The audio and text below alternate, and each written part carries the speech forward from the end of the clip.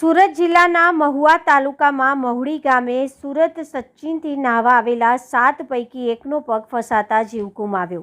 Fire બ્રિગેડે police જવાન ગામના સ્થાનિક દ્વારા 5 કલાકની જહેમત બાદ પણ ન બચ્યો જીવ।